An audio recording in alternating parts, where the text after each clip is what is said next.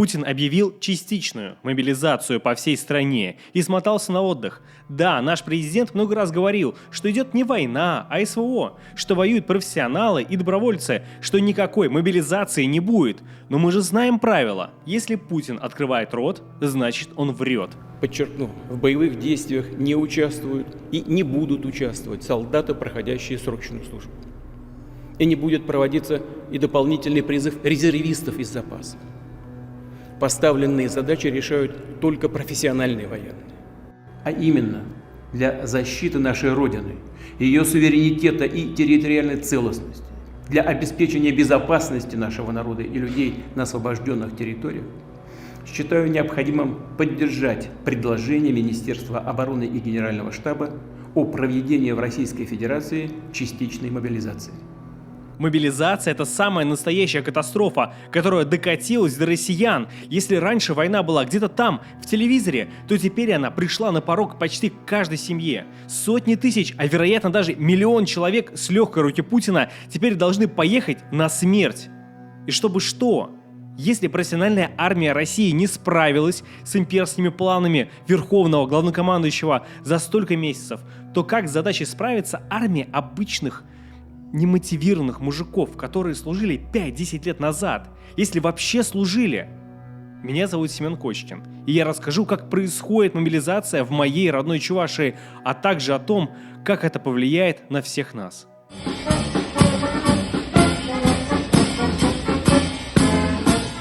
21 сентября Путин объявил мобилизацию. Наш глава республики тут же, спотыкаясь, вернулся из отпуска и побежал заявлять о своей поддержке президенту. А за ним и все в едином порыве политические партии.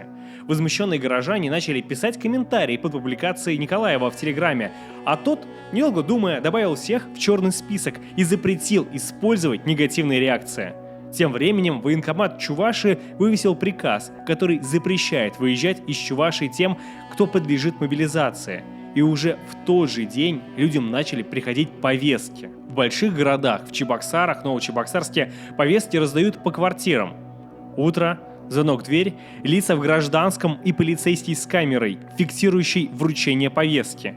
А в деревнях на войну забирают вообще всех без разбора.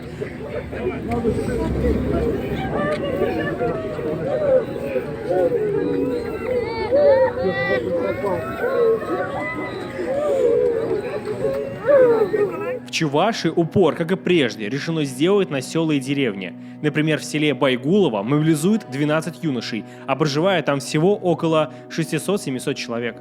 В Туруново с населением около 500 человек мобилизуют 17 парней. Население деревни Асаново оценивается 800-900 человек, а забирают оттуда 60 здоровых мужчин. Списки, подлежащие мобилизации асановцев, составленных военкоматом Комсомольского района, есть и те, кто вообще не служил в армии.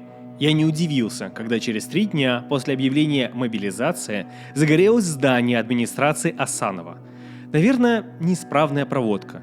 Или покурили в неположенном месте.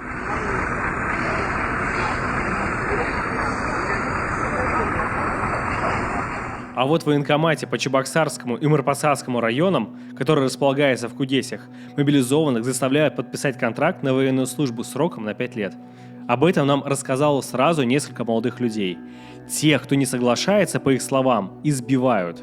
Если эта информация подтвердится, то я даже, честно говоря, тоже не удивлюсь.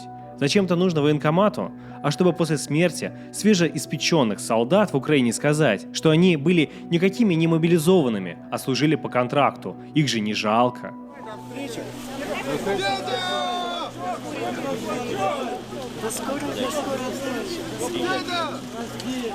Другие вновь мобилизованные рассказывают, что военное начальство обещает обеспечить их только летней формой. Зимней пока нет, говорят, что придется покупать самим. Начальники честно признаются, что автоматы солдатам выдают старые и ржавые. Как тут не вспомнить, как в начале так называемой СВО российские солдаты погибали не только от пуль, а просто потому, что замерзали в полях.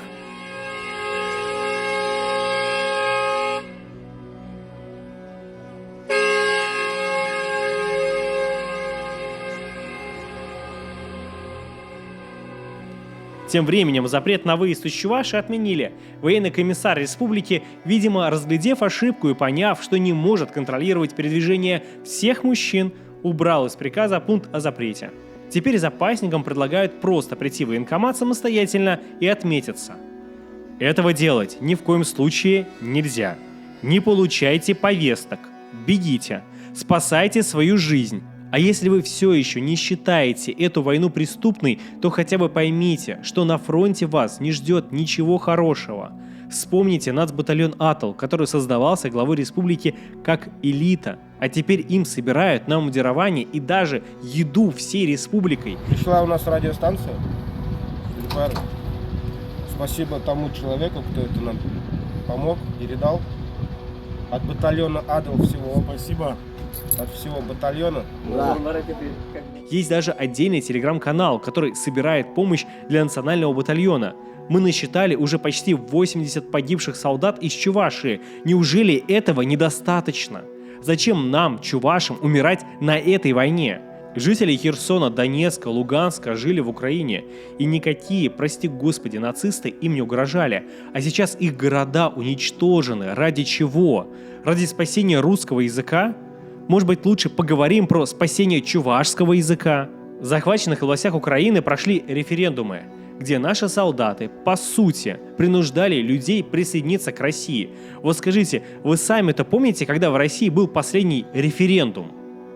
А когда были честные выборы? Нет, не это цирк, а настоящие выборы с кандидатами, программами и конкуренцией. А не когда есть один кандидат – Путин, а против него мурзилки, которые тоже агитируют за Путина. Меня отдельно впечатлили митинги за присоединение украинских областей к России. Видимо, только такие референдумы и митинги нам теперь разрешены. Другого нет. Уж извините. Интересно, а может быть референдум об отказе жителей Чувашии от мобилизации? Ну, хотя бы, например. Судя по скорости, с которой готовились референдумы на оккупированных территориях, думаю, с подготовкой такого простого голосования наши избиркомы во главе с Эллой Панфиловой справятся на раз-два. И за пару дней развернут избирательные участки, на пеньках, заваленках, как умеют. Фактически это, конечно, митинги в поддержку Путина и его мобилизации. Эти женщины – обычные учителя и врачи, которые пришли туда, чтобы буквально сказать: да, мы готовы отдать своих детей и мужей на фронт, забирайте. Просто не укладывается в голове. Как это возможно? Я понимаю, что всех принуждают, что никто не рад там находиться, но война пришла к вам в дом. Как вы можете молчать, делать все, что вам говорят? А почему вообще должны идти воевать простые жители Чувашии? Давайте отправим туда депутатов. Они все в первых рядах поддержали спецоперацию в Украине. Они поддержали мобилизацию. А если не поддержали, то молча сделали ее возможной. В нашем госсовете есть 23 здоровых мужика до 50 лет, которые вполне могут отправиться бороться за свой русский мир, о котором они так грезят. Посмотрите на них. Андрей Александров служил в Афганистане, Сергей Кольцов и Владислав Солдатов в органах внутренних дел. Андрей Беликов вообще атаман чувашских казаков. У Леонида Пронина военно-инженерная специальность, а Олег Дельман окончил Харьковское высшее военное училище. Вперед в окопы, народные представители! Покажите класс! Что же вы прячетесь за спинами простых чувашей? Что, уже не так много прыти? А что случилось?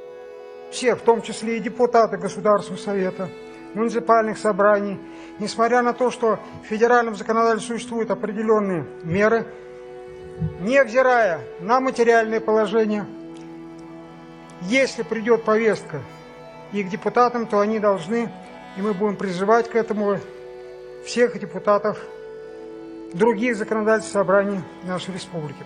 Ну а для простых жителей Чувашии, подчеркиваю, не берите в руки повестки. Ничего не подписывайте. Живите не по прописке. Уезжайте как можно дальше к друзьям и родственникам. Сейчас это буквально вопрос жизни и смерти. Получили повестку? Не приходите в военкомат. Минобороны разъяснило, что штраф за неявку по повестке от 500 до 3000 рублей. Но до сих пор нет новостей даже о штрафах за неявку. Про уголовные дела нет даже и речи. Полиция сама в страхе, не хочет ехать на фронт. Силовикам и военному комиссариату не до вас. Им бы все повестки разослать, да поймать тех, кто по незнанке идет в военкомат. Бардаки и авралий искать именно вас, скорее всего, никто не будет. Ну а если вы возьмете повестку и еще додумаетесь идти в военкомат уточнять детали, то вас заберут. Помните, что уйти из военкомата гораздо сложнее, чем просто туда не приходить. Пожалуйста, не идите умирать по повелению начальства. В описании к этому видео я прикрепляю материалы с разъяснениями юристов по мобилизации и ссылки на тех, кто помогает, если вы уже столкнулись с проблемами. Внимательно изучите их и передайте другому. После выхода прошлого ролика в суд пришла административка на меня за дискредитацию армии, а моего коллегу по телеграмму сердитая чуваша Вадима Никифорова начала проверять прокуратура, заподозрив в его словах признаки сепаратизма. Ну что я могу сказать? Значит, все правильно делаем. Поддержите нашу работу, становитесь спонсором на Патреоне, Бусти или прямо здесь, на Ютубе. Подписывайтесь на канал Сердитая Чуваша в Телеграме, выступайте против войны, разговаривайте со своими близкими и не выполняйте преступные приказы.